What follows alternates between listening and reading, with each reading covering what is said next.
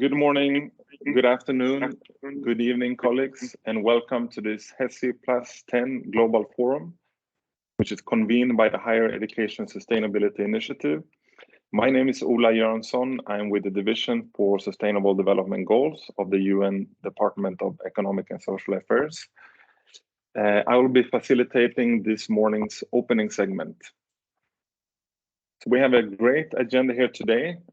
After the opening, we have a panel to look at the role of higher education in building back better from COVID-19 while advancing the 2030 Agenda for Sustainable Development. Then we have a segment of inspirational initiatives for higher education for sustainable development. And then we'll be announcing the HESI communique, which is an output from the HESI+10 process that we have embarked on the last couple of months. Before we get going, allow me to make some housekeeping announcements. This event will be recorded and we'll be sharing the video recording afterwards. We'll put it on the HESI website, including the links to presentation and any other relevant information. If you want to tweet, the Twitter is @SASDev. And throughout the event, if you have any questions or comments, please use the chat boxes and we will look at that and address that to the panel and other speakers. With that, I would like to invite, distinct pleasure to invite Mr. Liu Zhenmin, the United Nations Undersecretary General for Economic and Social Affairs, to make his remarks. Mr. Liu, you have the floor. Thank you. Thank you, the moderator. Good morning, good afternoon, and good evening to all colleagues. Welcome to the 2022 special event by the Higher Education Sustainability Initiative, HESI. You know that the 2022 high-level principle opened yesterday, and your event really convened very timely. So distinguished participants, Ms.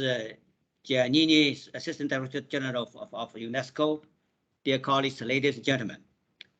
It gives me great pleasure to address you today at this special event.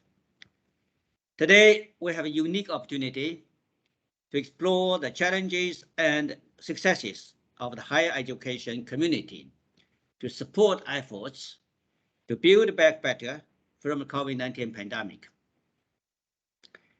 while advancing the full implementation of the 2030 Agenda for Sustainable Development. Allow me to thank the co-partners of HESI for their strong commitment and for entrusting the Department of Economic and Social Affairs, DESA, to be in the lead of this network, together with the Solid Test Association, namely UNESCO, UNEP Global Compact, Young University, Young Habitat, Architect, UNITA, and Young Office of Partnerships.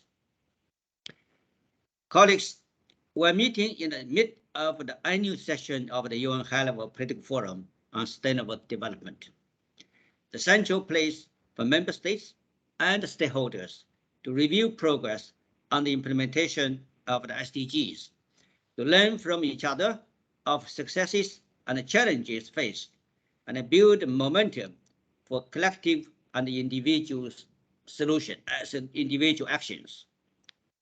This year, the High-Level Political Forum is reviewing in-depth SDG 4 on quality education, SDG 5 on gender equality, SDG 14 on life below water, SDG 15 on life on land, and SDG 17 on partnerships for the goals. In addition, 44 countries are presenting their voluntary national reviews on the implementation of the 2030 Agenda for Sustainable Development. The ensuing days are opportunity for the global community to share information about the new and ambitious SDG actions and initiatives. Dear colleagues, the Haiti Partnership was established in the lead up to the Rio Plus 20 conference between several United Nations entities and the higher education community to highlight the critical role of the higher education in achieving sustainable development. Today, HESI is comprised of several UN entities and hundreds of networks and higher education institutions. We have come to a long way since Rio+20, but much more work remains to be done. As the world enters the third year of the COVID-19 pandemic, its catastrophic effects on people's lives and livelihoods, and on global efforts to realize SDGs are beyond dispute. The most recent assessment on the progress towards SDGs shows that years or even decades of development progress have been halted or reversed.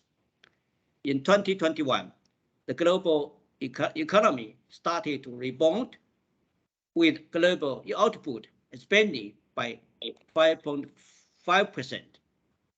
However, new COVID-19 variants and the continuing vaccine inequity, together with rising inflation, major supply chain disruptions, policy uncertainties, and unsustainable debt of developing countries, caused the global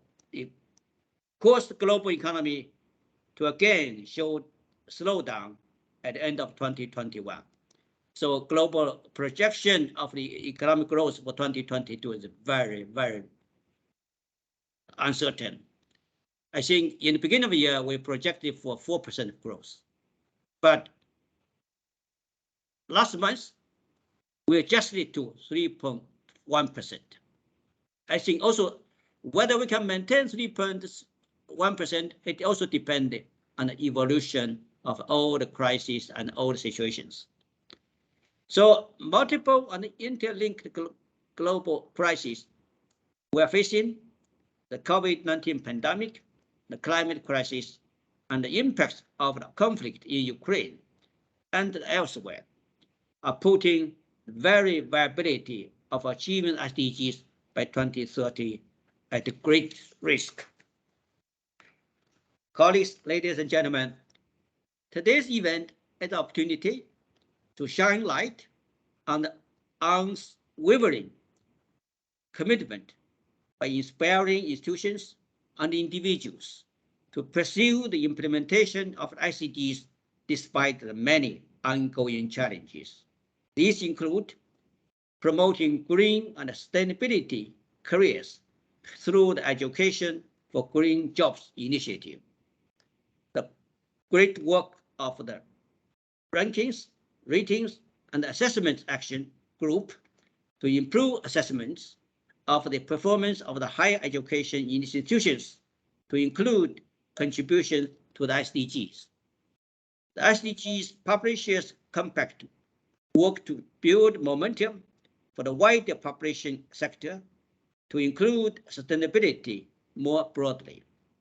The efforts of a SALTI test to improve sustainability literacy for all, and the work of the Green Gong Awards to recognize the exceptional sustainability initiatives that are being undertaken by universities and colleges globally.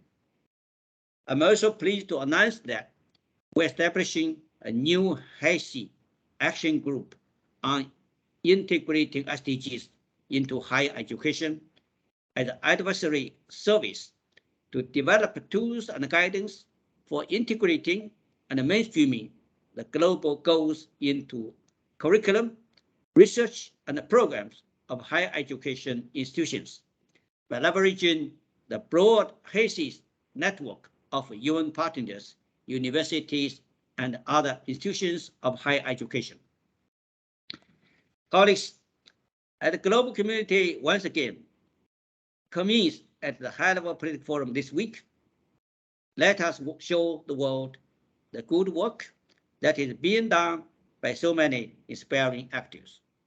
So let us continue, be ambitious and bold, and together we can deliver meaningful progress for people and for planet by 2030. I wish this special event a great success. I thank you.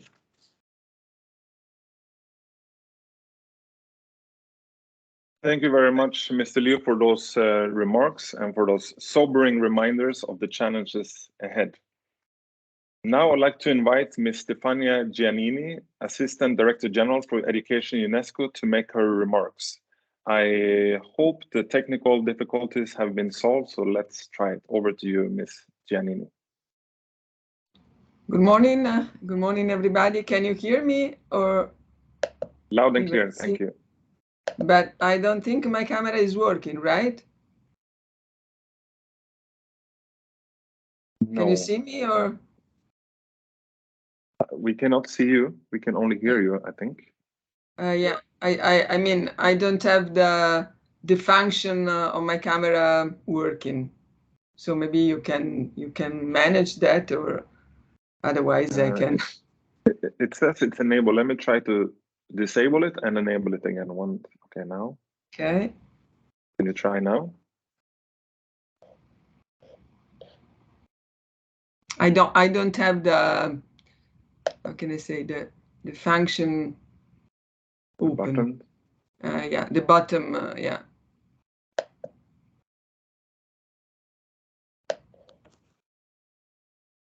Yeah, this is sort of beyond my skills. It says it's enabled. I don't really know what's going on here. It should be working also from my end. It says the camera is enabled. It's enabled, exactly. So I don't know how.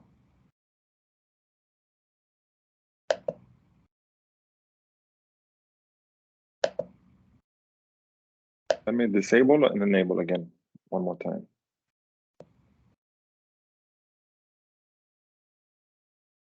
This is something that usually is the hosting can manage, not. I've been admitted, I mean, from the lobby, but then while the micro is working and I can activate or turn off, I don't have any power on my camera. So. Yes, it's activated from this side. I don't know. It's probably some technical glitch. Maybe we need to proceed, unfortunately, without the camera. Yeah, so it's a pity. Yeah. If you allow me, I will do without camera. And sorry for that. Well, first of all, it's a real pleasure to join all of you this morning. Let me start first warmly congratulating the Higher Education Sustainability Initiative on your 10th anniversary. I know very well this network. We just also had an important meeting before the COVID-19 here in New York, where I'm now for the HESI+10, and this is really a network driven by sense of urgency, by shared values, and also the strong power of cooperation. So quite timely to have this meeting now. Well, dear colleagues, this year is a real turning point, at least for education, as many other public sectors. Education, including higher education, crucially, has been through the deepest disruption in recorded history. We all know the huge impact of the pandemic and the main consequences that are still going on. This year is also, as His Excellency Under Secretary Liu was mentioning, SDG 4 and other SDGs are up for review at this HLPF, and I will be joining today the main session right after this meeting. And the UN Secretary General, most importantly, is convening this year the Transforming Education Summit, as you know for sure, on the 19th September, the very beginning of the Hunger Week.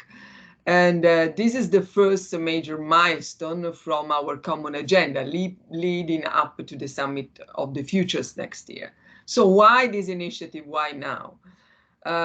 Put it simply, because transforming education can really unlock the breakthrough we need towards a more sustainable and peaceful future. And it's now or never, I would say, very, very clearly for the multiple crises which, in addition to COVID-19 impact, are really still threatening the sector and beyond the sector, many other dimensions of our societies. We know, we believe, all of us, I'm sure, higher education is an engine of sustainable development, but we also know that it has to speed up its own transformation, to be ahead of the complexity we're living and to be ahead of the uncertain times. It's about anticipating somehow some challenges that we see the horizon of current times and we don't yet realize in detail. So to put it, to cut it short, transformation is needed, urgent, and the transformation is needed. And this is about democratizing access and knowledge. It is about orienting learning around the daunting challenges of sustainable development. This is about, most importantly, strengthen partnerships around this common mission. And this is exactly the impetus for the Third World Conference on Higher Education, organized last May in Barcelona by UNESCO, as traditionally it happens every 10, 12 years. It gathers some 2,000 participants from 140 countries, and academics, research students, entrepreneurs, civil society, the private sectors, all of them, building our vision together, which is captured now in a roadmap aptly entitled Beyond Limits. What is about? It's a living document. I really kindly suggest that you can contribute. It's still a process, I would say, even ahead of the summit I mentioned, and it's been nourished by extensive research and wide consultation. This document puts forward 6 key transitions, and I wish to briefly recall these transitions in order to feed as much as possible our discussion today. The roadmap sets 4 fundamental principles where this transition should be organized about, addressed about, to guide the transformation encompassing key notions, key concepts: inclusion and diversity, protection of academic freedom, integrity and ethics, commitment to sustainability, and social responsibility. And actually, these are the values of the Higher Education Sustainability Initiative. Let me briefly, Mr. Chair, outline these 6 transitions. First, from exclusion to inclusion. Higher education is now an essential part of the right to education and the common public good, with all the implications this carries on in terms of policy measures, in terms of investment, in terms of how universities have to actually work. There is a strong social justice imperative here. And I do believe that higher education systems where opportunities are equally distributed are the real ground, the real basis for sustainable development. Second point, it's about moving from a discipline-oriented approach towards a more holistic student learning experience that foster democratic values, civic engagement, and are not solely focused on professional training, which is important, of course, but cannot be the essential exclusive dimension of the university mission in terms of training and in terms of teaching. And this is very much part of a new social responsibility towards sustainability. Third point, it's about moving from a silos methodology to a true transdisciplinary approaches. Of course, we need the specializations. We need, a vertical expertise. Students need to gain, at the same time, a more holistic understanding of global issues, of global challenges. Whether this is around the health of oceans, this is the decade of ocean, just to give an example, mitigating climate change, increasing food security, or preserving biodiversity, just to mention some of the key topics that will be very much at the core of the discussion this week in New York. We must then connect the sciences and the humanities. We must promote open science and recognize the diversities of indigenous knowledge, which traditionally, we must be very honest, are excluded by the conventional traditional university courses. Fourth point, it's about shifting from an incremental approach to a lifelong learning model, because rapid change demands the possibility to acquire new competencies and knowledge throughout life to contribute to societies. And, all the education system has to reorient in this direction, but especially universities that so far are actually perceived and actually run as a system which of training which come at the end of the secondary for a privileged group of students and learners, and that's all. And this is not yet what we need. And fifth point, we need to move from a real rigid hierarchical structure, one size fit for all, towards a flexible, agile, diversity-based model, including regional approaches, which are very much important to feed and to build this global vision. Finally, from content-based to transformative approach. This is putting technology at the service of effective teaching, research, and not the other way around. So, to sum up, this vision is an ambitious one, of course. It requires a shift in mindset. It requires really a paradigm shift. It privileges cooperation over competition, diversity over uniformity, flexible learning pathways over traditionally structured ones, openness actually over more elitist viewpoints, which is a bit the model of the last century and many other, backwards in the history, many other centuries ago. So I think the key word is trust and new forms of solidarity to expand higher education systems where they will be needed most in the decades ahead. And this is, I'm sure, I'm confident, is the HESI mission moving into its next decade. And I'm sure you can play an active and galvanizing role in supporting every higher education system to build a real inclusive and more sustainable world. I thank you very much, and sorry for not being able to, to be visible with you, but I hope you could hear. Thank you so much, Ms. Jen, and apologies from our side for the technical glitches with the video, but nevertheless, your messages were received loud and clear, and thank you for outlining these processes ahead of us that we have, including these 6 required transitions.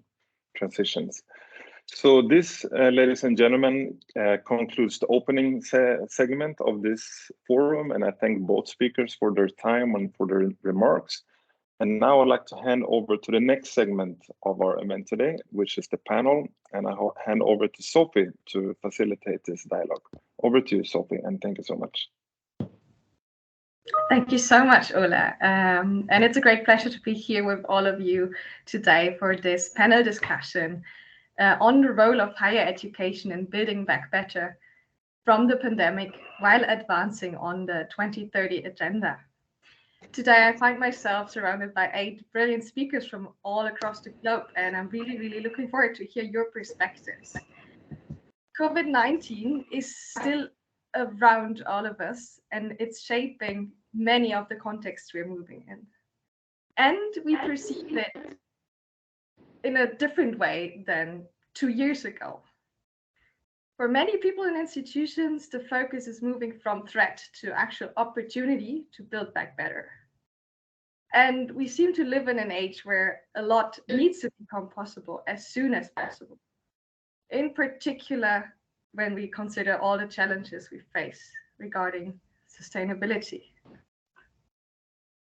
The Agenda 2030 is a very ambitious roadmap that is meant to provide us guidance for action on several levels.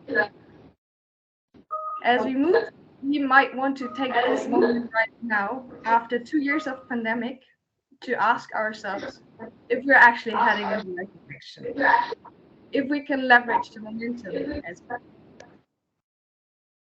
In this context, education, and in particular higher education, comes in as a subject that doesn't only connect all of us here on the panel and in the audience, but what we see out there in the world is that it actually is a powerful force when it comes to contributing to the deep shifts we need right now to stay on track with the agenda. And in this realm, many things are moving ahead with a sense of building back better together. I myself see it all around me as a student leader of Oikos International, a global community of student change agents. Youth worldwide is growing more aware of the challenges, and they really step up to take ownership of their local environments and also of their own education. It is beautiful to see how they get more and more support from allies like faculty on the way, and to also observe that it's becoming a real co-creative effort on the ground. Well, I could personally share many stories, but I would be very curious to see what brought our 8 guests here in the first place and what they are observing in the field when it comes to the role of higher education in building back better from the pandemic. And I trust our audience will have several questions, so please feel free to always share them in the chat on the right side of your screen. Right now, let me actually start with Dr. Kobus Osthuizen. Kobus, you have been with Millpark Business School in South Africa for the past 14 years, and now you're serving as a dean. What has been the influence of COVID when looking at the changes that have been taking place in your school, but also in your local context? Is there a sense of building back better towards sustainability? And if yes, how? Sophie, thank you very much. And colleagues, wonderful to be with you all today. So at the advent of COVID, followed by the strict lockdown regulations, Millpark was in the fortunate position that we already had strong online capabilities because we had both online and contact modes of delivery. So subsequently, the contact students could be transitioned to online mode with very little disruption, allowing the programs to progress without any stoppages. Now, acknowledging the challenges, in our case, we deliberately resisted the temptation to put the very critical global sustainability priorities on the back burner. In fact, Sophie, the changes resulting from the influence of the pandemic quickened our sense of urgency. And because we pursue the development of ethical leaders for the common good, we then also set out to evaluate how we measure up to the SDGs, and specifically utilize the wonderful tool, the UN-linked SDG application. And I trust all my colleagues here are aware of that. And using that application, the linked SDG, it extracted key concepts for us related to the sustainable development and linked them to the most relevant SDGs, the targets, the indicators, and of course the data series. And that analysis proved very valuable and helped set an agenda for us for an in-depth review at the qualification and at the module level.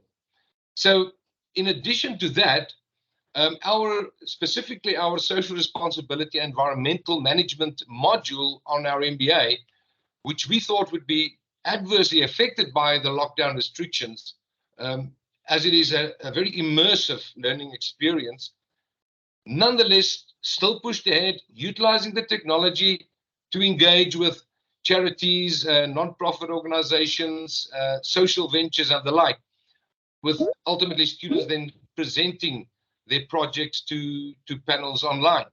And the feedback has been wonderful amidst the constraints of the lockdown. And further to that, we rekindled the use of SLI test And by next year, it will be also a compulsory part of the social responsibility environmental management module.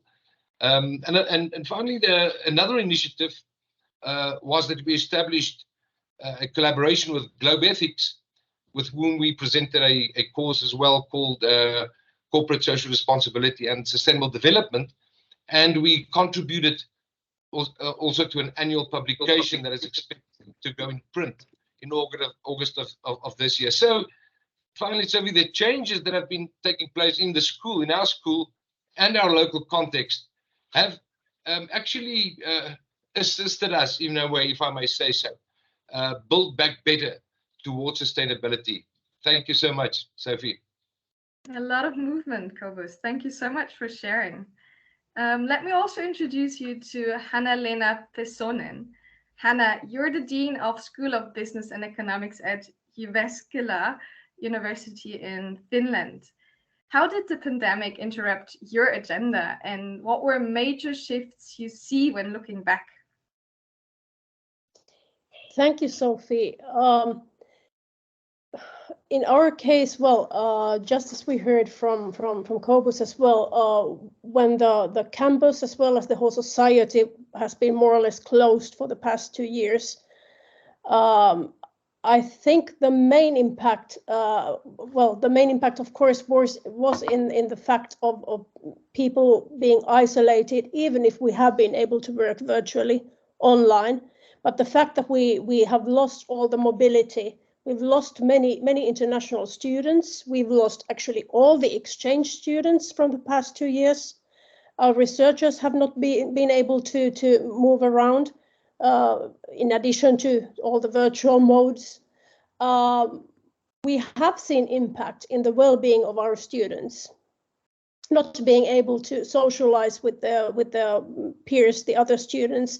We've also seen some impact in the researchers and the rest of the faculty, likewise. And I expect there to be some longer term impacts in the society in terms of sustainability, in terms of well-being of people in general. What are the impacts then to sort of cultural understanding while we've lost the connections to people from other cultures? What are those impacts in the future? What will happen to our understanding of diversity, for instance? Those are longer term impacts, which we will only begin to see, I think. And of course, there's still something to be done about that while we hopefully start to come out of the pandemic. As a positive impact, of course, then from the decrease of mobility, or no mobility in this case, has been the decrease of the carbon footprint of the university. So that's one aspect, of course. We have much less commuting, plus then all the traveling that we do from the universities. That is, of course, we have to count that in as a positive impact of the pandemic, and hopefully something of that also stays with us in the future. Thank you, Sophie. I think I will end here for now. Thank you a lot for sharing and for offering your perspective. And it seems like these more social topics with a social focus really come up a lot these days. Today, we also have the president of the Southern New Hampshire University in Manchester, US, with us, Dr. Paul Leblanc.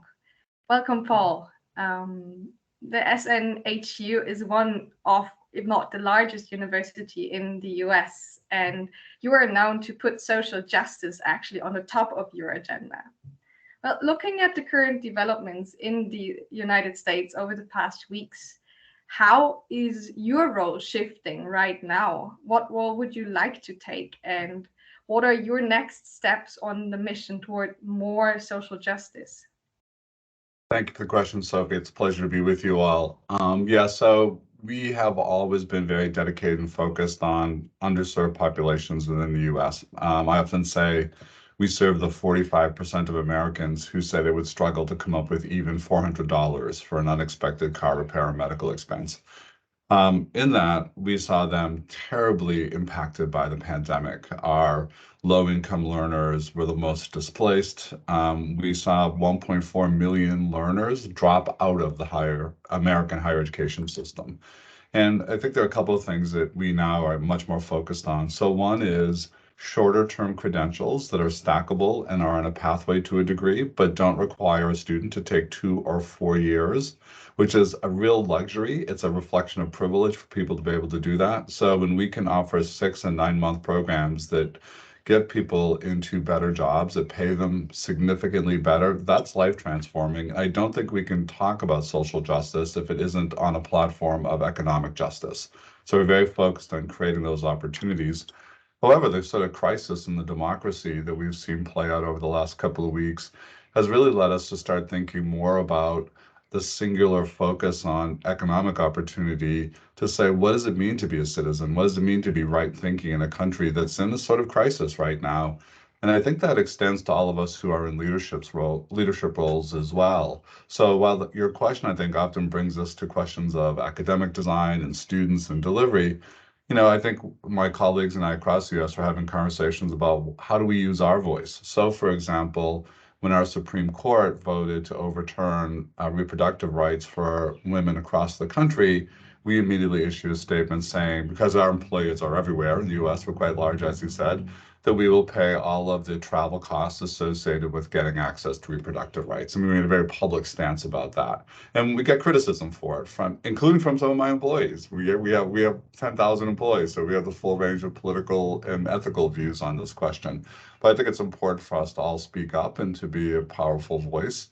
At the end, we do feel like we need to move away from a centralized model of education, bring our education out into the communities where we work, and I can talk about that a little bit later. So if I know you have a second question related to that, but we have to do it with a very, I think, powerful and public voice about what our, at least, country at this moment needs. And I think education continues to be one of those bastions, really, of what we hope will be civilized discourse and really preparing people to be better citizens and participate in our democracy in a ways that's very much a struggle right now. Thank you so much, and I'm sure that your students also stand with you in this struggle. Let's shift our view now to another continent, actually, to Professor Manisha Ramesh. Manisha, Amrita University in Kerala, India, truly is an example when it comes to engaging with the local community. And I have the feeling that Indian schools in general are ahead of the game when it comes to positive societal impact. What is it that makes this possible from your perspective as a provost of the school? And what can the rest of the world learn from your example? Thank you, Sophie. Thank you for the organizers for giving us the opportunity to be part of this elite expert group and to discuss about the sustainability initiatives. What makes us different in taking forward the sustainable initiatives is the fundamental philosophy which is laid by our chancellor from Amrita University. She's a very world famous humanitarian called Sri Mata Amritanandamayi Devi, where there are 3 principles which Amrita University give focus. One is on education for life, where we, rather than focusing only on the education for living, how do you provide also value systems to provide the education for life? The second principle is compassion driven research. So what we firmly believe that if we can take compassion as the most important factor in life and as the first step to be taken, and if we take that step courageously without fear, then everything else will follow spontaneously. So we provide an ecosystem where each and every student is able to experience that. That's what our chancellor's mission and she take forward. And in this process, we are able to bring in global impact by building the collaborations with our partners also. So how is it completely different in the university? From the start of the university itself, the firm belief that the research needs to be in such a manner which is beneficial to the society. And in this regard, we have built a program called Live in Labs, where the students and the faculty get the opportunity to live in the communities, understand the challenges, and then build solutions for that.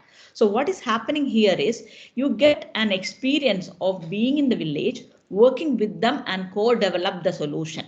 And this whole thing has, over the years from 2013 onwards, it became a curriculum based system where it is available in each and every program in the university. There is more than 15 schools in the university and all of them use it. And in the Living Labs program, the students are put in as interdisciplinary group. So they are going in as a problem solver rather than thinking it as I am an engineer or rather thinking it as I am an engineer or a medical person, etc.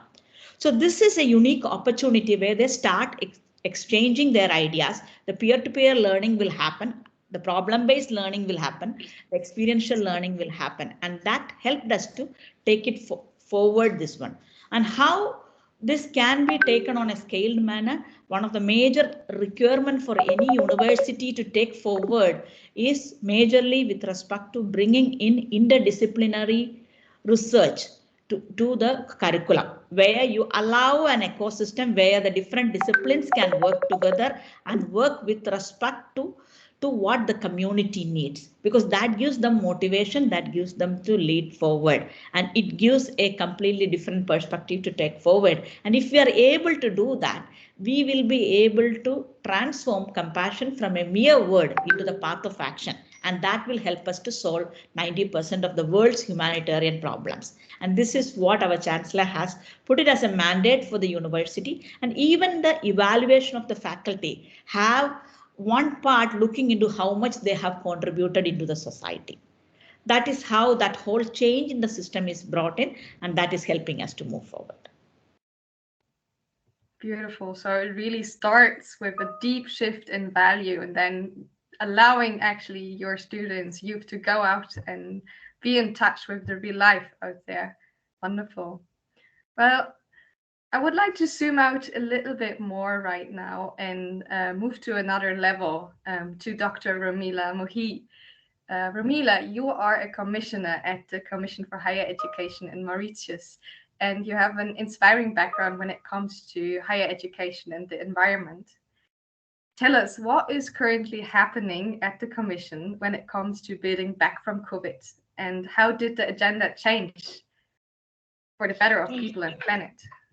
Yeah, thank you, Sophie, very much for this opportunity. Now, actually, I can say that as for everyone, the COVID did disrupt a lot of things in Mauritius. We are a small island state. We have 10 public universities, 40 private higher education institutions, and 1 open university. When the COVID happened, all the teaching was traditionally face-to-face teaching. No one was doing any kind of online teaching or blended learning. So when it happened in March 2022 and we had lockdown, so then the universities moved to emergency remote teaching. And what we noticed, we've been following them as the commissioner that oversees all the public and private universities. We noticed that it was just like recording lectures, etc. But over time, they've now moved to kind of blended learning, online learning, and improving continuously to make sure that they are engaging with students. Now, what the Commission has been doing in building back from COVID is quite a lot of things, in the sense that we have had to even change our regulations. We are a regulatory body. We accredit programs, we accredit courses, we give the license for universities to establish. So we have had to change our regulations for accreditation and for other practices, like on a daily basis. And for example, we are building a new regulatory framework where we now cater for online providers. Previously on the island, there was no online provision. You had to establish physical campuses. So this is one. We have also developed guidelines for technology-enabled learning at national level that we are cascading to universities so that they have a harmonized way into developing online learning, blended learning, because we saw that everyone was doing anything. And we did quite a lot of surveys with students, and we were shocked to see that student satisfaction was indeed very, very low at the beginning when they had to engage remotely with the teachers and professors. In terms of SDGs, we've always put, being a small island state, we have always put a lot of emphasis into putting sustainable development at the heart of the curriculum. I myself, I developed a general elective module like 15 years ago on sustainable development and made sure that all universities could take that, students could take that as an elective. And also, especially for SDG 4, granting access to education to everyone at a national level.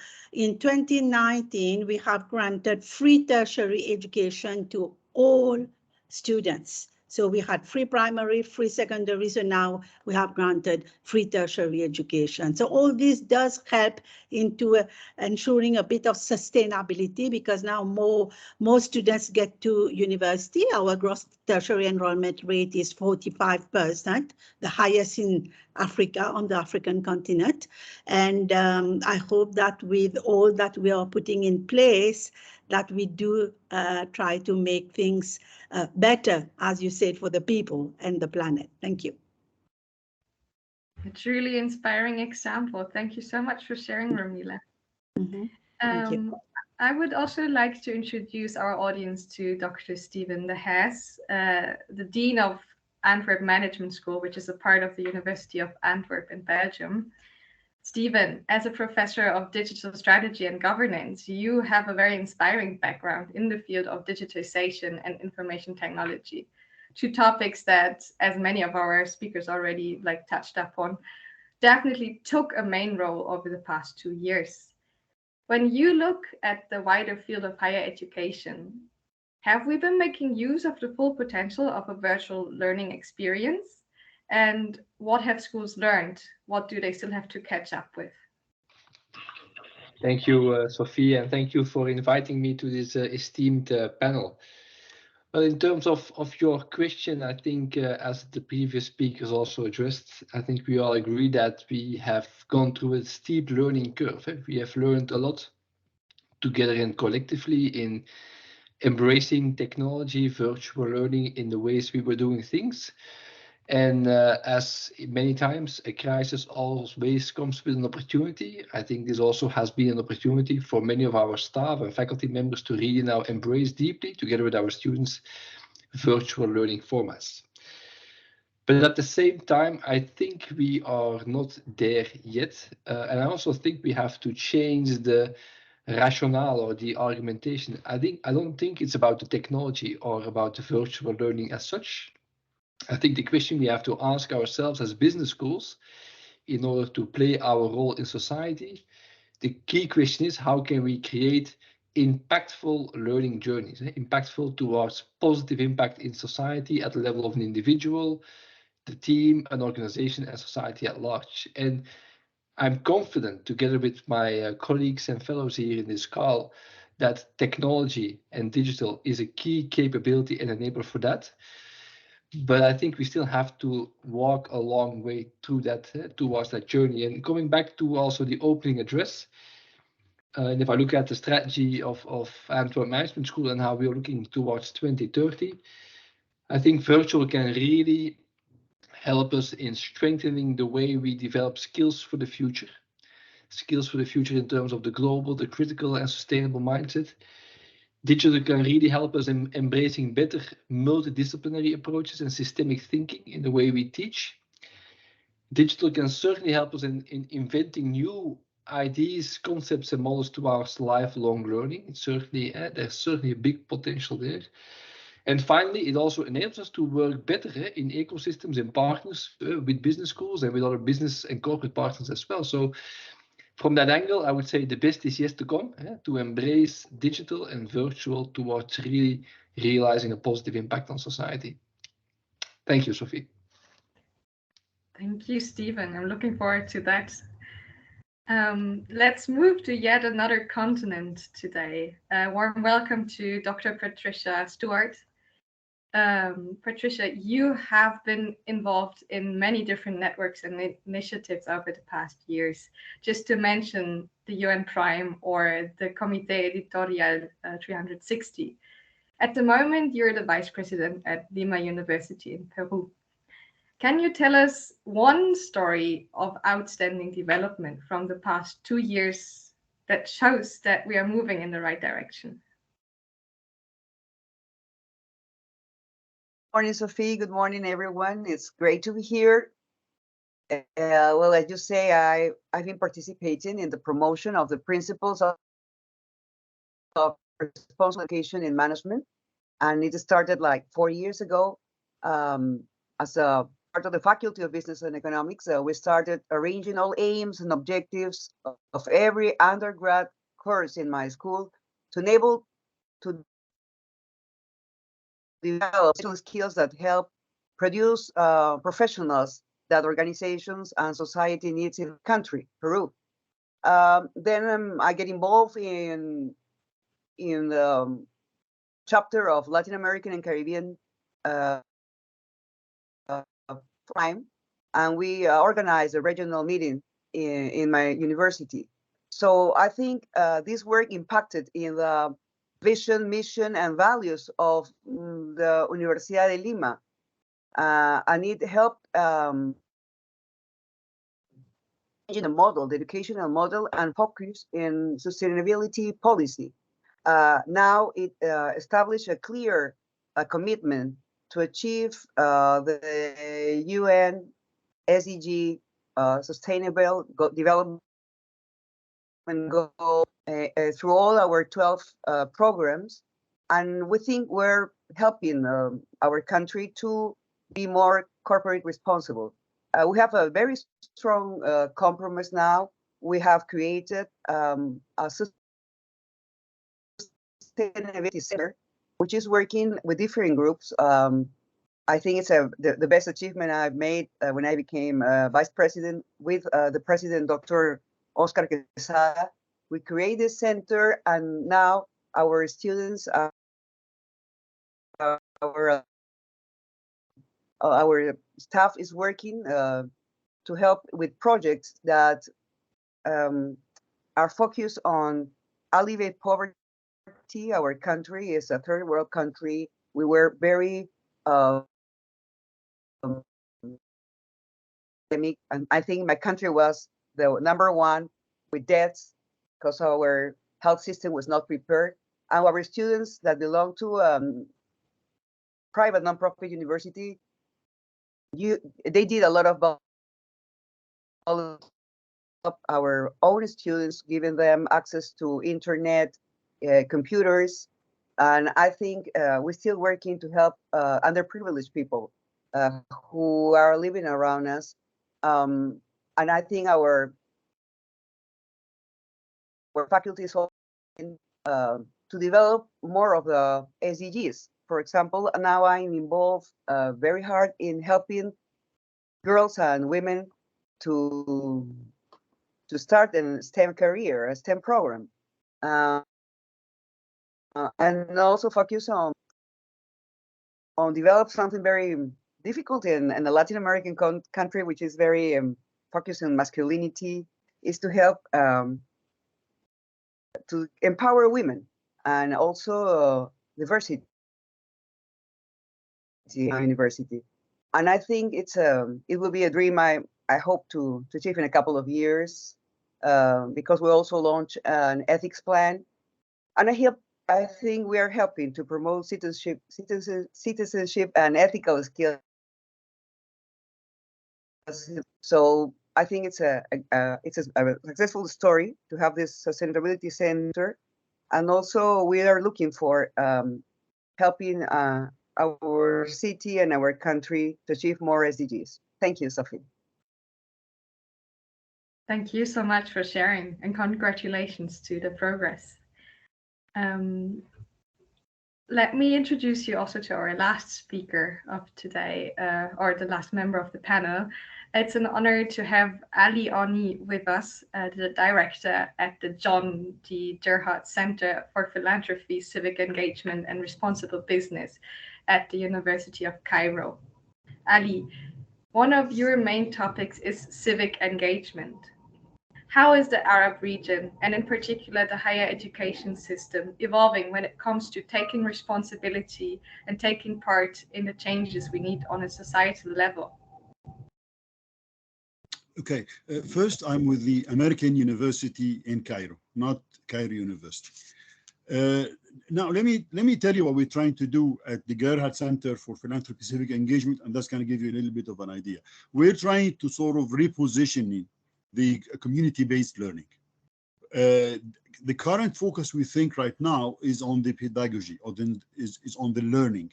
We're trying to put more focus on the community aspects of it. We're trying to put also what other previous speakers have said.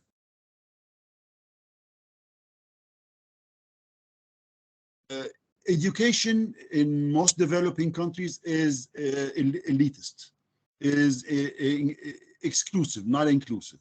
And you're trying to sort of at least get the privilege to get the good education, a little bit of humility when they approach the community. They are not going to show them the road to salvation. It's not a top bottom. They have to sort of learn that they can act more as a facilitator and try to sort of communicate a change that has to be owned and led by the community. So it's a major mind shift. Now, part of what we do is we teach. We teach universities that are not the big ones in Egypt and even in the region about what is community-based learning. And we do that with professors, and we do that with the student leadership. We also publish case studies. I mean, one of our interesting case studies is a case study about a university in Sudan, for example. It's called Ahfad. Ahfad means granddaughters. It's an elitist girls' university. Now, what they do is a very simple thing. For a girl to graduate, she has to live for a certain duration with an underprivileged community. I mean, live the total experience. She do whatever she eats, they lives, she uses the restrooms if they ever have it, the same way the community does. Now, when she comes back, she has to write a proposal in support of the need of this type of a community. So you can see very bright indications that universities are becoming more and more engaged with the communities. The American University in Beirut, for example, they had marvelous initiatives around supporting Syrian refugees in the Beqa Valley. And I'm talking about a real holistic approach that starts from decent housing to education for the kids.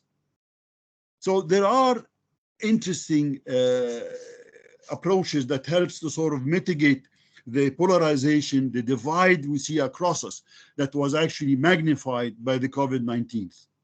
Now, I have to give you a caveat, on the other hand, that when you talk about universities in general, some of the concepts, universities actually promote polarization.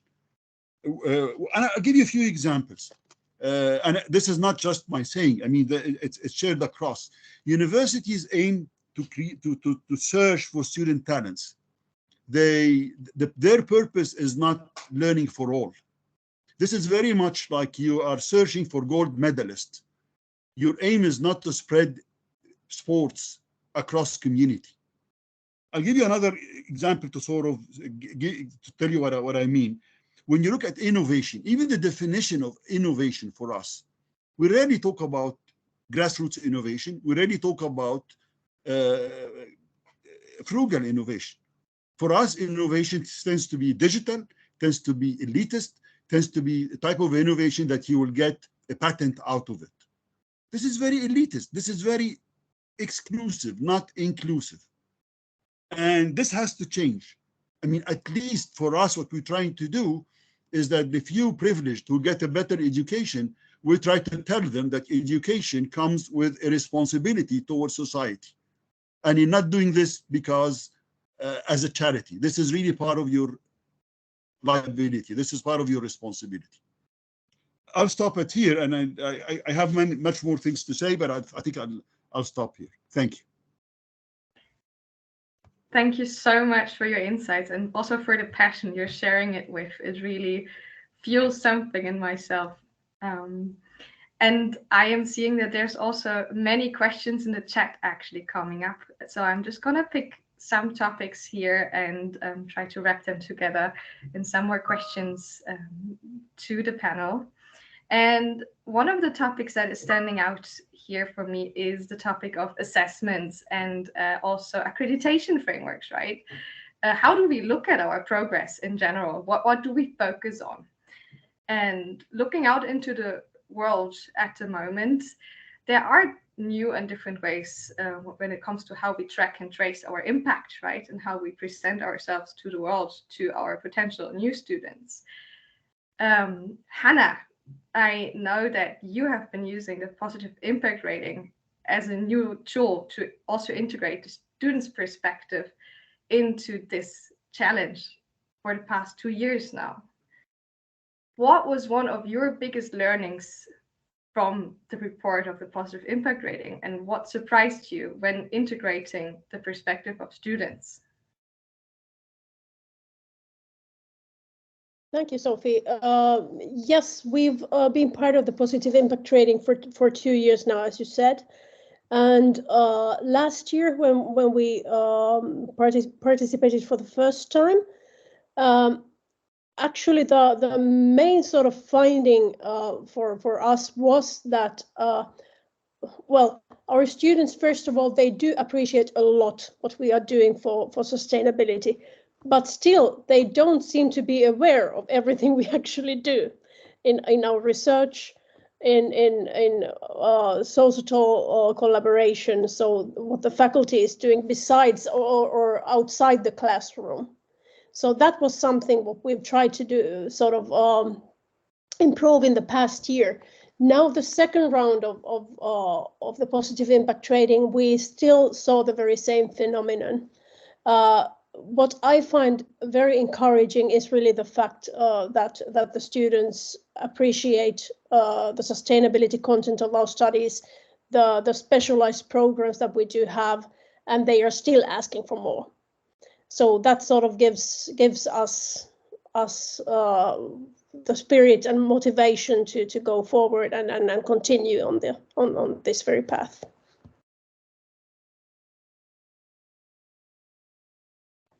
That's beautiful to hear. And I really believe students from all across the world are really ready to take these steps together as well. So a warm invitation also from my side as a student representative to open doors and collaborate. I see another topic coming up in the chat, and it is about the competencies, the skills we will need in the future in this highly complex, uncertain world. And one of our beliefs at Oikos, my student community, is that we actually can build back better or create a better future actually from the future we envision. So imagination as an important tool. Kobus, you seem to spend a lot of time in the future with your research and work in general. Do you want to draw us a little scenario of a future of higher education that is worth striving for? And what are some of the main traits and developments you would like to see? Sophie, thank you very much. That's it's a deep question, and I firmly believe that we are not captives to this predetermined set of choices, and that the future actually offers many possible outcomes. And us as the higher education can create pathways that enable the enactment of individual and social events to shape a preferred future in which all stakeholders will benefit. So, Sophie, although perhaps a philosophical view, a scenario of a future of higher education that's worth striving for is firstly one where we have established a dominant logic of responsibility in higher education. In other words, a system of shared mental models, values, decision premises that manifest in corresponding teaching and learning practices and structures in higher education. So it's a scenario where higher education institutions globally have embraced their moral obligation to contribute measurably to the achievement of the ambitious agenda of the SDGs. It's a scenario where the SDGs are wholly integrated into curricula, not merely as standalone modules, but in a transdisciplinary way, and it was referred to earlier on as well. So we know that transdisciplinarity concerns that which is at once between the disciplines, it's across the disciplines and beyond the disciplines, such as the SDGs. And it's a scenario in which I feel higher education institutions have mastered the art of enabling deep engagement of students in relation to the SDGs. I mean, it could imply many things. We heard experiential learning earlier on as well, action learning, using VR, AR, and metaverse is also a hot topic. Assessment centers where, for example, the SULI test could be coordinated from really at a deep level. It's a scenario for me in which higher education institutions successfully reconfigure the cognitive disposition of students to enable them to effectively navigate the future and the pursuit of the SDGs, with specific emphasis on complexity, inquiry, critical intelligence, futures, adaptive, creative intelligence, emotional, ethical, collaborative intelligence, and so forth. And we already experience a strong response, in my view, to the ambitious agenda by higher education institutions globally, and some beautiful initiatives, such as PRIME, excellent example, Oikos, SULI test, and then the accreditation agencies, which referred to like AMBER, AACSB, EQUIS, and so forth. And although progress has been made, I think the sense of urgency needs to be continuously emphasized. And events like this one we have here today further serves as impetus to drive that awareness towards that future, from my humble perspective, which I've alluded to just now. I thank you. Thank you, Sophie. Thank you so much for your perspective. And I actually would like to just share the question also in the chat, because I feel like all of us can be future experts when it comes to imagination. So feel free to also share your thoughts in the chat, everyone. And unfortunately, I would love to pose some further questions to our great panel today, but it is already time to actually move on our agenda for today. I would like to thank all of the great speakers for your attendance today. It's been a pleasure to hear all of you. And I would like to hand over to Florencia Librizzi, the Senior Advisor to SULI Test and Co-Chair to HESI, for an insight into what is going on when it comes to initiatives for higher education for sustainable development. Florencia, over to you.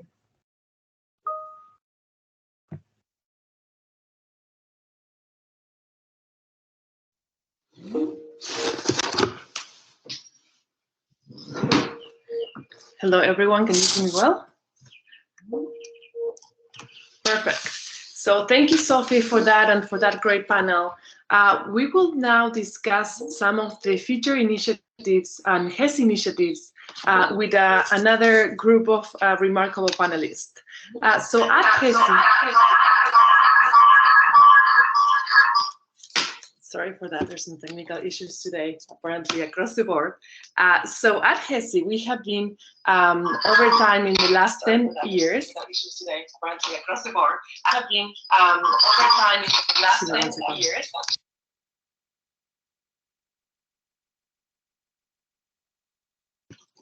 There you go, now it should work. So I was just mentioning that for the last 10 years at HESI, we have been making effort to try to provide a platform for sharing experiences, peer learning, good practices, and educational resources to elevate higher education for sustainable development.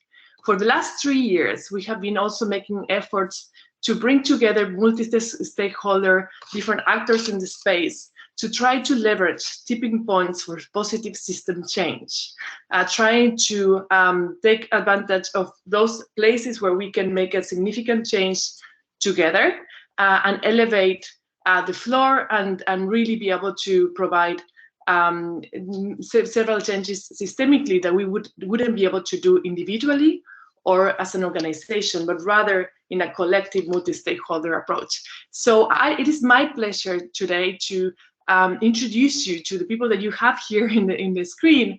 There's 5 different initiatives that we're going to be discussing today.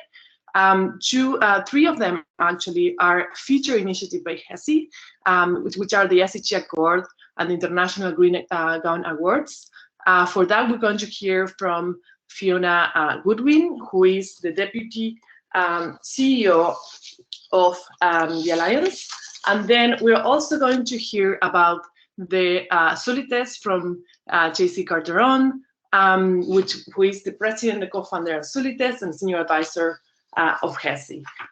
We are also going to be hearing about several action groups that we have launched at HESI. These are going to be from Kathleen Ng. She's the co-chair of the HESI Rankings, Ratings, and Assessment Action Group. She's also a senior advisor of the Strategic Initiative in University Advancement at McGill University. We're also going to be hearing from Deborah Roy, who is president of the US Partnership for Educational for the Sustainable Development, and she leads 2 action groups for HESI, the Green Jobs, as well as integrating the SDGs into journals. So we're going to start with Fiona. Fiona, the floor is yours. Thank you. Thank you so much, Florencia. If we can go to the next slide, please. The Sdg Accord is a HESI-supported initiative that is run by EAUC, which is the Alliance for Sustainability Leadership in Education. This is our 5th annual report to be presented at HLPF. The Sdg Accord provides a platform to come together in a movement to inspire, celebrate and advance the critical role that education has in delivering the SDGs. It presents its aggregated effort in coherent annual reports for use by the UN, by governments, businesses and wider society. While the sustainability journey of each institution will reflect its unique context, connecting them through the Sdg Accord offers the opportunity for scaling of impact. The signatories of the Sdg Accord commit to embedding the SDGs into their education, their research, their leadership, the operations, administration, and engagement activities. The Sdg Accord is a public declaration of an institution's commitment to sharing and reporting on their progress towards the SDGs, which gives us rich insight into the actions undertaken by higher and further education and their outcomes in our communities and the world at large. We support signatories by providing an email network, lots of resources, case studies and webinars. We have 227 institutions, signatories, 47 student unions and 204 support organisations from around the world. From those reporting this year, we had 28% reporting for the first time, which was great to see. And 75% of signatories report publicly on their SDG activities. Next slide, please. The SDGs that institutions have the most influence are quality education, climate education, and partnerships for the goals. The SDGs institutions have the least influence are zero hunger, clean water and sanitation, and life below water. This could be perhaps interpreted because about half of the signatories are from Europe. So they would probably be less influenced by those SDGs. Next slide, please. The signatories reported that 91% found that using the SDGs opened a more relatable and clearer dialogue on sustainability within the institution. 77% found that using the SDGs positively influenced the institution image, showing contribution to global and local well-being. Whilst institutions feel the benefits of using the SDGs, they still require support for implementation, with the top areas required being from government support, budgets availability, and training and guidance. Within the annual report, we feature case studies, and there are many more available on our website. We only have 7.5 years left to achieve the SDGs, and we need a global rethink. We need to work together and use our institutional reach, innovation, teaching, and learning and community engagement to really achieve the SDGs. Whilst we applaud our signatories for taking action, we need many, many more universities and colleges across the world to really embed the SDGs. And we look forward to reporting next year to show how the education sector is taking action. Another HESI-supported initiative is the International Green Gown Awards in association with Alliance Global Investors. And we're delighted that we have our awards ceremony today as an official side event at HLPF at 1 p.m. EST. We'd love to welcome you all to attend, and I've put a link in the chat for you to book.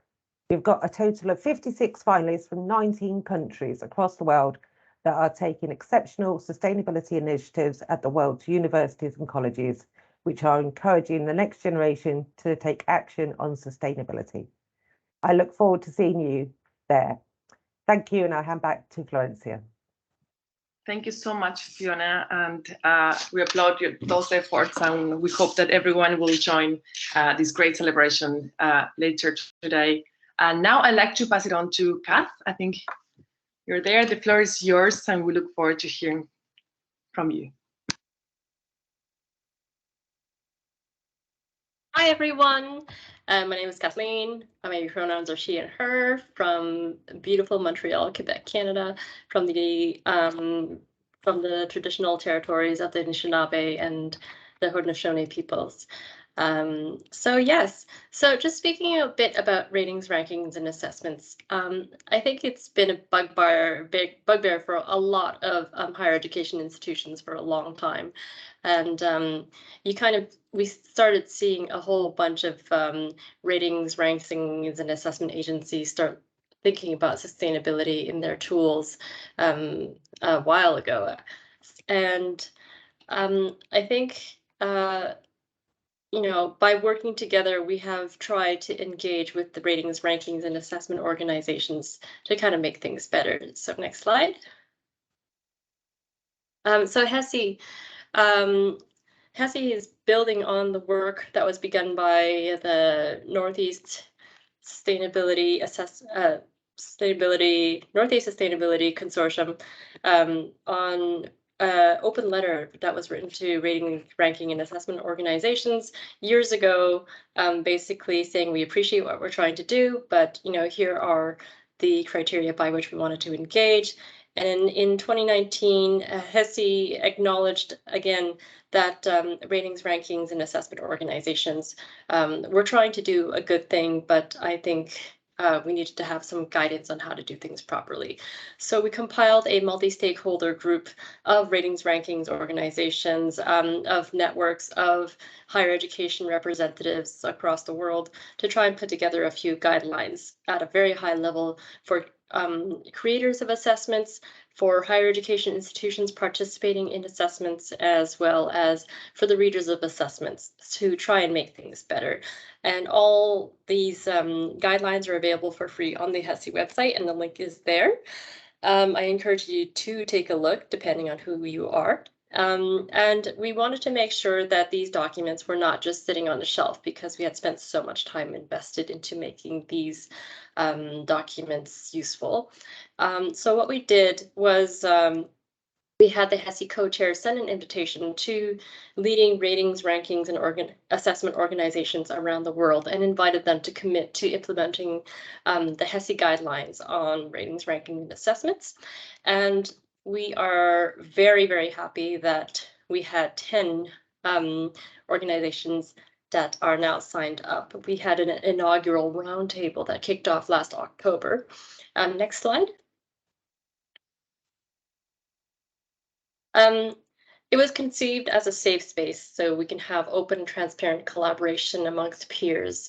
So again, we spoke earlier about collaboration instead of competition. So this is a safe space for ratings, rankings, and assessment organizations to meet with HESI participants and HESI networks members to try and move international rating, rankings, and assessment to be more sustainable, be more holistic in their approach. And it's been really exciting since we started meeting in October. The group has, I think, really gelled, and the first thing we did was we had them kind of do a self-assessment with regards to how they were performing with regards to the HESI guidelines. And they actually encouraged us at HESI to look critically at how they had responded to the self-assessment survey and provide recommendations to them on how they can be moving forward. So we're currently still going through the process of review, and we are going to be providing them with feedback on an individual level for dialogue on how we think they are doing and how we think they can do better and how we can help with that, as well as identifying a series of questions that we had for the entire group. So bilateral conversations, as well as higher level questions that we think could help move ratings, rankings, and assessment forward. And this is something that's being done in partnership with Deb Rowe's group of the SDG Publishers Compact Fellows, which is really great.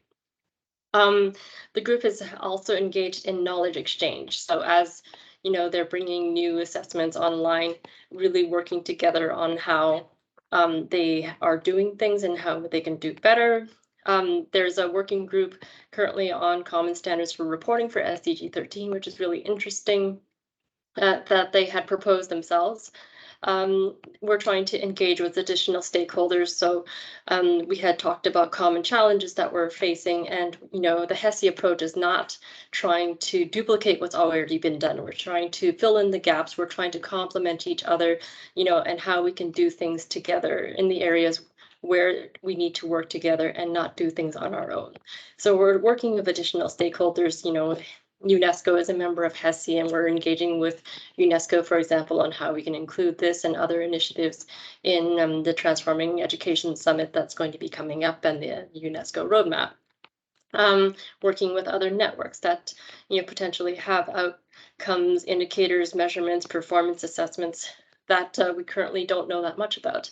And most recently, we started a couple of new work streams, one on working with accreditation agencies that are already starting the SDG journeys on how we can get them to inspire other disciplinary associations to start thinking about the SDGs in the way they work.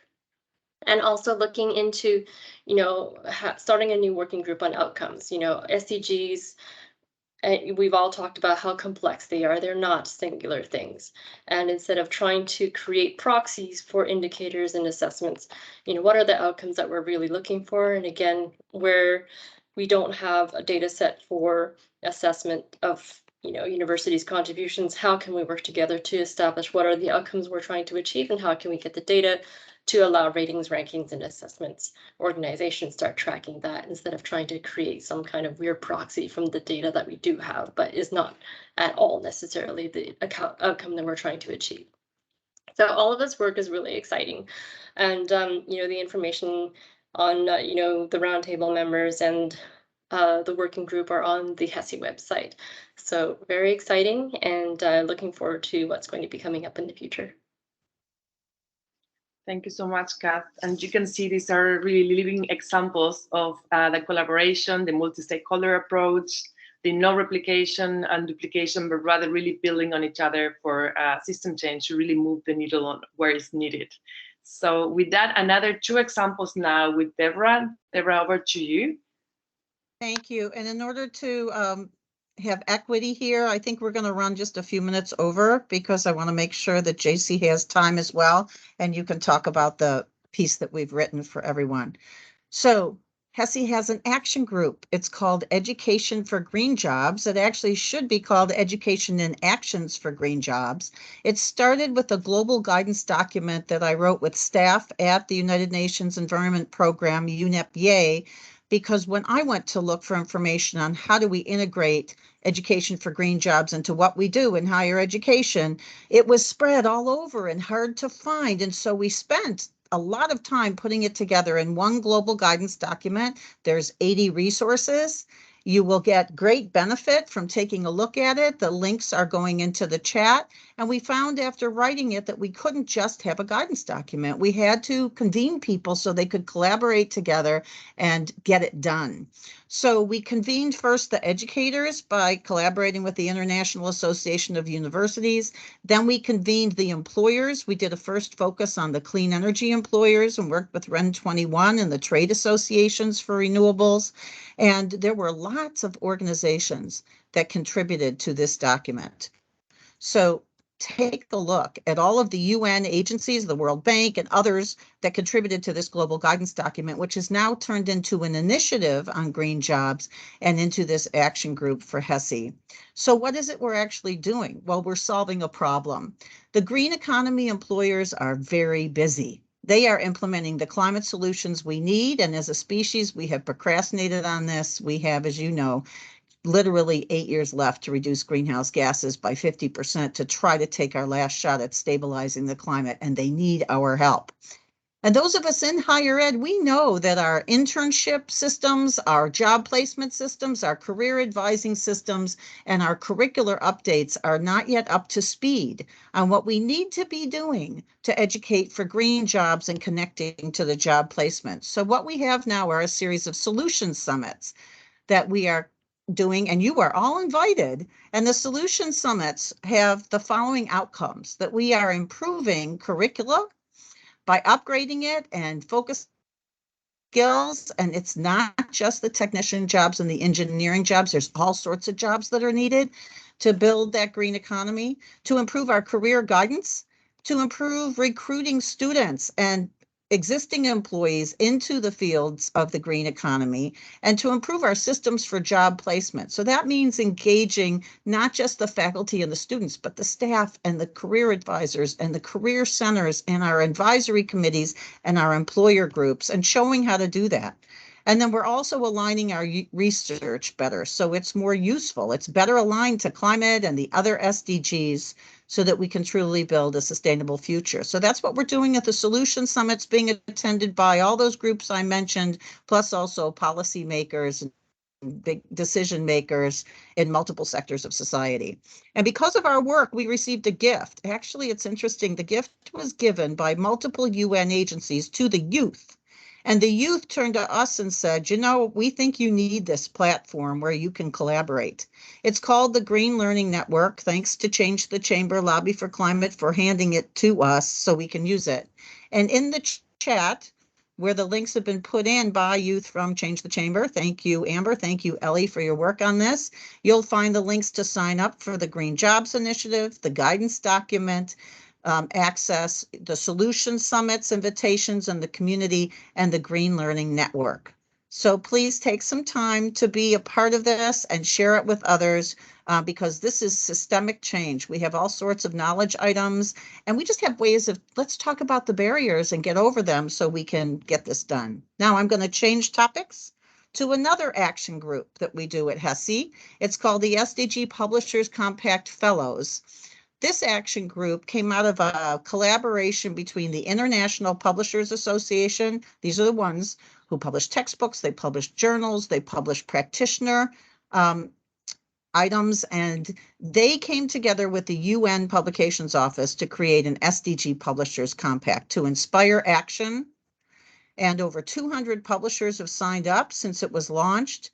But we as a group of fellows that came together thought, you know, this isn't enough just signing a pledge. We really need to bring it to life, because publishers and journal editors and researchers and authors and practitioner organizations, all of them have a unique contribution to make towards accelerating progress towards the SDGs. So we have multiple working teams. We meet every week. The fellows are made up of coming from all sectors of higher ed, publishing, librarians, faculty, graduate students, and we work on how do we integrate the SDGs into educational materials. We're doing this for all of you. It's not just for us, right?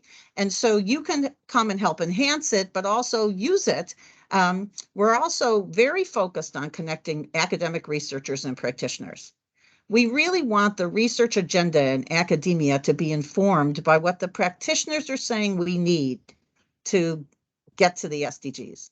And we also want to get this academic research out to the practitioners, the policymakers, and the public. I want you to imagine one of our favorite things we're doing, that in abstracts, every abstract had implications for practitioners and another section on implications for policymakers and the public.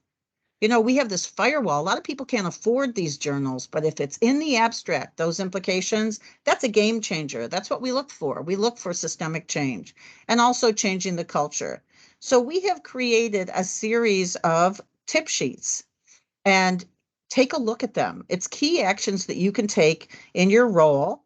And there's lots of different roles there that you can pick the one that applies to you to really get education aligned and researched aligned with solving the SDGs. And then we also have this rubric that we've come up with for improving textbooks and related educational materials. We just had a wonderful meeting with about 35 publishers from around the world and getting the solutions, in this case, for the clean energy transition into the textbooks so that it doesn't have to be an add-on and our curricula is updated, but we're doing so much more. We're very excited to be a part of it, and we welcome you as well. And see the links in the chat and enjoy. Thank you. Thank you so much for highlighting those two great initiatives, action groups. Please go to the website of HESI and take it and be part of it. Now we're moving to JC Carteron, one of the initial feature initiatives since Rio +20 and one of the initial collaborators with HESI. JC, over to you. Thank you so much, Florencia, and hello, everyone.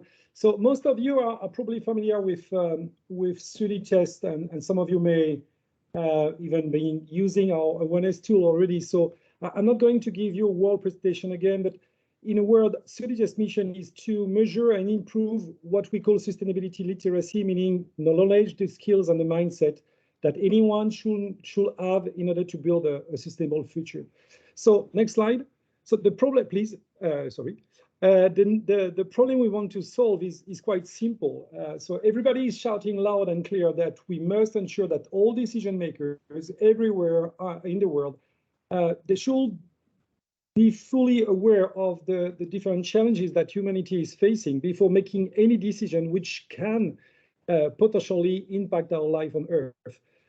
So it's true that for climate change, but it's also true for all the SDG topic like poverty, biodiversity, or equality. So the major question for the universities are how can I ensure that all my students, and not only the convinced people, all my students are properly equipped to make relevant decisions. And of course, the other question is how can we provide tangible proof that what I have done in my university have had a real impact on my students? So then we had a very simple idea. It's that when the economy became globalized, we needed to check that people had some basics in English. So for years now, to join lots of the university, you are asked to take tests like the TOEFL, for instance. And a couple of years ago, we had exactly the same thing with digital certificates. So now Sdg is creating the international standard on sustainability knowledge to ensure that all our leaders and future decision makers are finally properly equipped. So this certificate will allow universities and companies to certify the level of knowledge of their students or the staff, of course, in a robust and comparable way from one country to another one and one organization to another one. So this standard will also produce reliable data metrics to measure the evolution at the level of an entire cohort of students, and allows university, as I said, to report to their stakeholders, including, of course, the candidate, but the accreditation and the ranking provider. So as a conclusion, next slides, please, Florencia. I'll invite you to, of course, use all the engagement tools that are available on our platform, and of course, to get ready to certify your students next year. And of course, if you want to be part of what we call the Change Leaders University, we can't wait to hear from you. So I wish all of us a sustainable future, and thank you very much. Thank you so much, JC. Since we're concluding our session, thank you so much for all of these participants. I hope you can see that there's so many invitations for you to be part of and to be able to collaborate and partner together for the SDGs. So I'd like to hand it over now to Ole for his wrap up and sharing about the HESI communique. Yeah, thank you so much, Florencia. So, dear colleagues, we have now unfortunately come to the conclusion of this year's annual Global Forum for the Higher Education Sustainability Initiative. And first off, allow me to thank all the speakers here today and all the attendees. It's been a hugely enriching experience to listen to all the presentations and the dialogue and the various announcements by the action groups and the updates of all the initiatives. So as you know, our event here today takes place during the 2022 High-Level Political Forum on Sustainable Development. And this year, member states are reviewing SDG 4 on education, 5 on gender, 14 on oceans, 15 on biodiversity, and 17 on partnerships for the goals. In fact, today, this morning, in about 20 minutes, Goal 4 on education is being reviewed shortly after our event. So together with our event on higher education and the review of SDG 4, I really believe today is really the education day of HEPR. So you might have learned from previous speakers that in the lead up to today's forum, we have organized 3 webinars on various aspects on higher education and sustainability as part of our HESI+10 celebrations and to continue to pushing the critical role higher education plays in sustainable development. So in our effort to ensure these messages from these webinars, as well as the discussions from today's forum, are really spread beyond these virtual walls, we have prepared jointly a HESI communique that we will submit to the high-level political forum and also to the Transforming Education Summit, which is taking place in September. So if I can get the next slide, thank you. So allow me to go over some of its key elements, and I'll really just go directly to the point 4. The first 3 points is really to put the progress into context of the SDGs and also against the backdrop of the pandemic, the HESI+10, the different key messages from the webinars and the different action groups that you heard from the previous section. So I just want to go directly to this call for action, the 4th section of this communique. And I believe the link to this full communique is shared in the chat box. So the call for action is really to different constituencies. So we're asking higher education institutions and networks to adopt a whole of institution approach around research, green and inclusive campus, governance and community engagement, faculties to continue to develop their SDG knowledge and support alignment of research, curriculum, and organizational practices to the SDGs. Students of higher education to demand SDG education and learning, to inform themselves of how to better understanding ratings, rankings, and assessments of their higher education institutions through a sustainability lens. Rankings, ratings, and assessment organizations to at the minimum consider implementation of the HESI guidance regarding assessment of the performance of higher education institutions and consider joining, as we heard previously, the Global Leaders Roundtable to work closely with HESI for systemic change. For private and public sector organizations to engage with HESI to foster dialogue and collaboration with the higher education sector on sustainability initiatives where relevant. And for governments to foster an environment that explicitly supports integrating SDGs into higher education through policies, strategies, and funding. For UN entities to work more proactively to engage HESI towards ensuring that higher education contributions are actively considered and included in UN entity strategies, programs, and funding in achievement of the SDGs.